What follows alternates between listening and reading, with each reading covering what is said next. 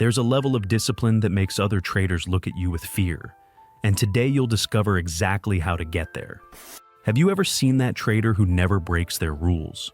Who executes the same strategy every day, follows their plan perfectly, and just never deviates? While everyone else revenge trades after a loss, they walk away. While everyone else chases the market, they wait. And you know what people say about them? Man, that's not normal. There's an ancient system created by Zen monks in Japan that produces exactly this kind of frightening consistency. They call it Gyoji, the practice that perpetuates itself. And once you understand how it works, you'll never break a trading rule again. But there's a catch. This system isn't for everyone. It requires you to kill a part of yourself you never knew existed, the gambler inside you. But before I show you how it works, subscribe to the channel, like it below, and comment on the trading rule you struggle most to follow. This helps me a lot and shows me that you're genuinely interested in changing. Let's go. Chapter 1. The Awakening. The story I'm about to tell you happened to a trader named Daniel. He was a smart guy, had studied every course, read every book, but he had one problem. He couldn't stick to his trading plan for more than 2 weeks. Risk management? He'd ignore it after 2 losing trades, waiting for confirmation. 1 week and that was it. Trading journal? He'd write 3 entries, then forget it existed. The pattern was always the same. Monday, total discipline. Wednesday, first mental negotiation. Friday, complete surrender to impulse. Sunday, promises about next week's trading. Daniel tried everything. Trading journals, accountability partners, trading psychology books.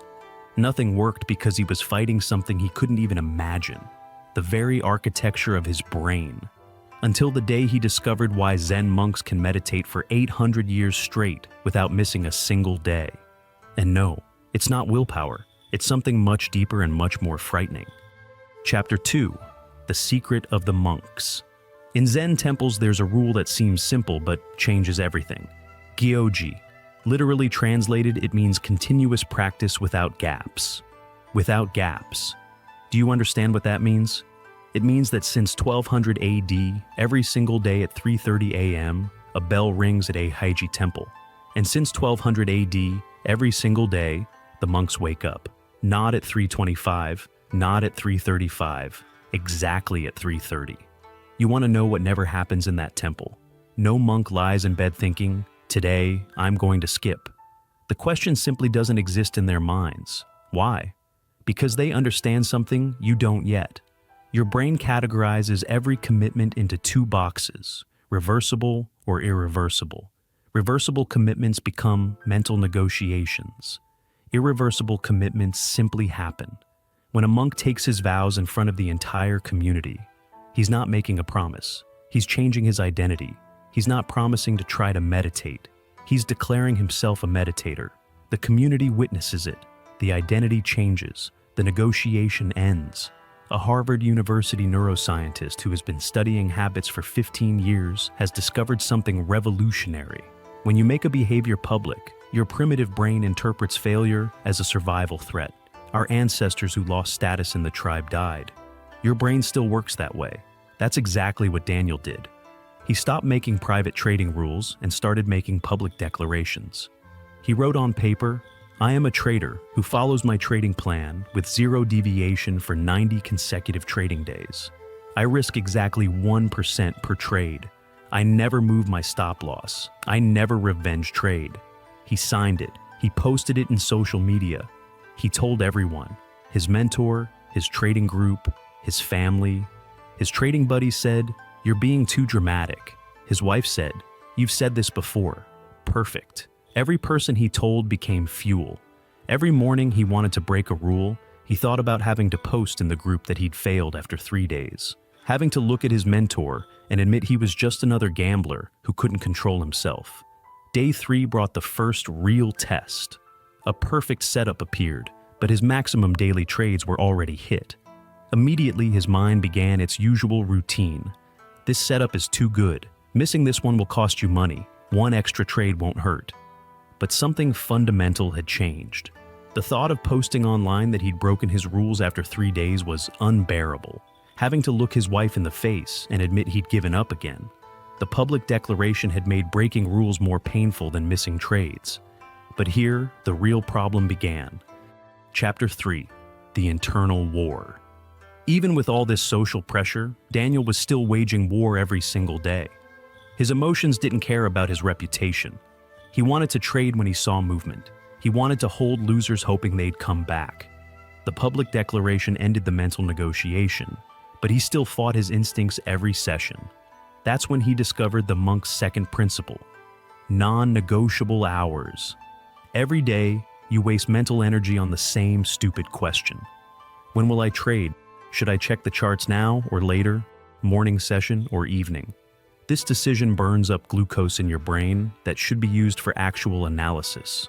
You're wasting your fuel deciding when to trade instead of actually trading well. Daniel chose his trading window, 9 a.m. to 11:30 a.m., New York session open, not because it was the best time. He chose it because that was when his setups appeared most frequently, and because after 11:30, he had other responsibilities. The time wasn't about optimization, it was about elimination. Eliminating every possible reason to trade outside his window. The first week was hell. His brain fought against it constantly. There's a setup forming at 2 p.m. You're missing money.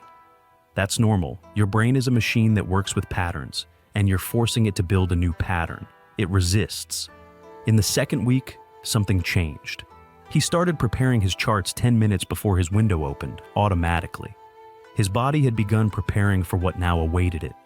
On the 14th day, the alarm rang, and his analysis began before his conscious mind even engaged. No thought, no decision, just focused execution. Here's what most traders don't understand about fixed hours. It's not about finding the perfect session. It's about removing time as a variable. When you trade at different times every day, you're asking your brain to make a new decision every time. When the schedule is fixed, your brain can't argue with a constant. But Daniel discovered a new problem. His schedule was fixed, but he kept changing what strategy he used during that time. Some days, breakouts felt right. Other days, he looked for reversals. Sometimes he traded news. His brain had found a new negotiating point. Instead of arguing about when, it started arguing about what. The 2.5-hour window became reliable, but the practice itself was chaos. The fixed schedule had solved half the equation, but his mind was still finding loopholes to negotiate. He'd eliminated the when, but not the what. And this is where Dogen's teaching on forms became controversial, because it requires you to do exactly the same thing every single day until your mind completely surrenders. Chapter 4: The One Way. You think variety keeps trading interesting.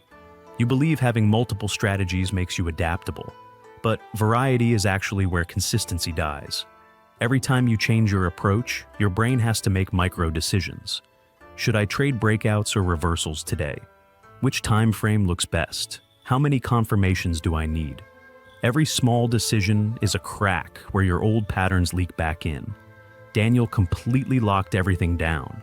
One strategy, supply and demand zones, one time frame, 15 minutes, one confirmation, rejection candle at the zone, one risk, 1% per trade, always. Same setup, same entry rules, same exit rules, every single day. His personal Ango period, 90 trading days of identical practice. His trading buddies called him robotic. His brother said he was limiting himself. They didn't understand that limiting was exactly the point. Third week, his mind went to war. Every session, it screamed for variety. This is stupid. You're missing other setups. Adapt, or you'll leave money on the table. Fourth week, something broke. Not his discipline, but his resistance. The voice of negotiation grew quieter. By week 6, he was executing his plan before he even realized he'd analyzed the chart. The system was taking care of itself. This is what traders don't understand about consistency. It's not about willpower lasting forever. It's about repetition until willpower is no longer needed. Your brain learns the sequence like a dancer learns choreography. An MIT researcher who has studied the automatization of behaviors for 12 years explains, when you repeat an action in the same context for approximately 66 days, the basal ganglia of the brain take over. The behavior becomes automatic. You are no longer deciding to do it. You are simply doing it. On the 35th day, Daniel had a losing streak, 5 losses in a row. On the 40th day, there was extreme volatility from unexpected news. This is where the old pattern kicks in. Losing streak equals change strategy. Volatility equals trade more to recover. This is where you gave up before, where everyone gives up.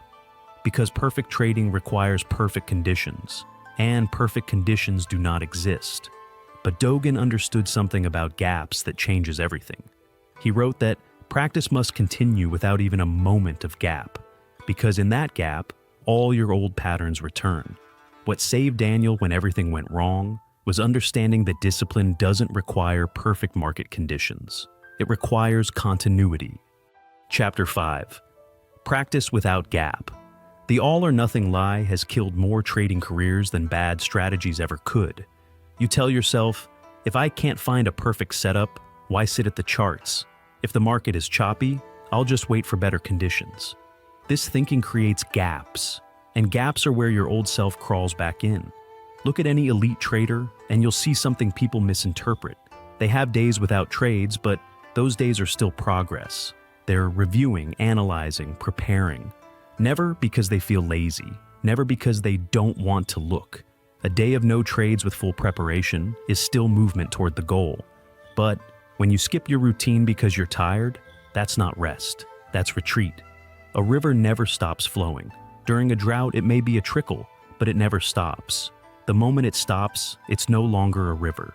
It's a memory of where the water used to be. Your trading discipline is the same. The moment you create a gap, you're no longer a disciplined trader. You're someone who used to be disciplined. Day 40 arrived with no valid setups, not a single one during his entire trading window. Old Daniel would have forced a trade, or skipped his journal, or closed the charts early. New Daniel sat through his entire window, reviewed his past trades, updated his journal with no valid setups, and read 30 minutes of trading psychology. Nothing was executed. Everything maintained momentum toward the same goal he declared 40 days ago. This is Gyoji, practice continuing itself. That's when people started to notice. Traders in his community said he seemed different. His trading buddies said he was becoming too rigid. Someone actually said his discipline wasn't normal, that normal traders don't act like that. When you hear these words, you know you're on the right track. Normal traders lose money. You're not trying to be normal, you're trying to be profitable. But here's what no one prepares you for: the unexpected obstacles you never saw coming. The things you can't plan for because you don't know they exist. Chapter 6. Pre-solutions. Your internet goes down during a trade. A family emergency pulls you away from the screen. The market gaps against you overnight. These are consistency killers because you haven't pre-decided how to handle them. Every time an unexpected obstacle appears, you have to make a decision under stress. That decision, in that moment of chaos, is where you'll choose the path of least resistance every time. The obstacle wins because you're fighting a battle you didn't prepare for. Zen monasteries have operated for centuries without missing a single day of practice. Earthquakes, wars, famines, the practice continues. How? They don't make decisions when obstacles arise. The answer already exists. When the meditation hall floods, they go to the dining hall. When the dining hall catches fire, they sit in the courtyard. There is no meeting, no discussion, no negotiation. The bell rings. The response is automatic. Daniel wrote down every obstacle that had ever broken his trading discipline and pre-solved each one. Losing streak. After 3 consecutive losses, stop trading for the day. Review in the evening, return tomorrow at half size. FOMO setup. If you miss the entry, it doesn't exist. Mark it as missed and wait for next setup. Emotional state. If angry, sad, or euphoric, no trading. Journal only. News event. No trades 30 minutes before or after major announcements. Each scenario had its predetermined response. When X happens, I do Y. No thinking, no negotiating, just execution. The power of this isn't just maintaining the system, it's that you stop wasting mental energy on decisions. Your brain knows that no matter what happens tomorrow, the process continues. This certainty changes your entire nervous system. A Yale University behavioral psychologist who has been studying decision-making for 20 years found When you pre-decide your actions, you remove decision fatigue from the critical moment. Your prefrontal cortex, responsible for willpower, remains intact to execute rather than decide. Day 70. Daniel's trading had become completely automatic. He would sometimes finish his session, not even remembering the mechanical analysis. His brain simply moved through the process like a programmed machine. A massive red candle appeared at his zone. His old self would have panicked and closed the trade. Instead, his pre-solution kicked in.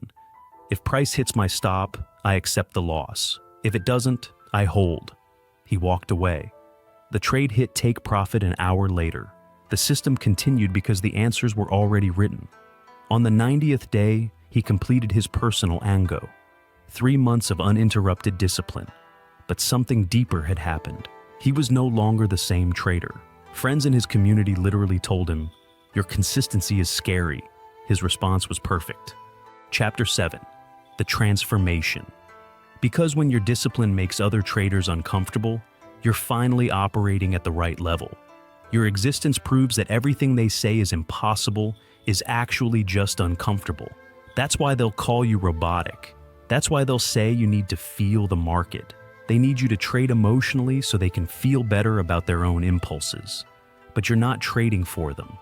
You're trading because you've discovered the secret. Consistency isn't about following rules every day. It's about becoming someone who can't trade any other way. When you implement the Gyoji System, public declaration, fixed schedule, pre-solved responses for every obstacle, you're not just creating habits, you're reshaping your identity. You stop being a trader who tries to be disciplined and become a trader who simply is disciplined. And when that happens, when that transformation is complete, people will look at you and think, "How does he do that?" And the answer will be simple. He doesn't. He is. The question remains, are you ready for this level of transformation? Because it's not about discipline. It's about death and rebirth. The death of your impulsive self. The birth of your unbreakable self. The Gyoji System won't make you a better trader. It'll make you a different trader. Someone other traders will look at and think, "That's not normal." And when you hear those words, you'll know you finally arrived where you need to be. If this video changed your perspective on trading discipline, subscribe to the channel and activate the bell so you don't miss future content that will transform your trading. And tell me in the comments, what will your public declaration be? What trading rule will you commit to for 90 days using the Gyoji System?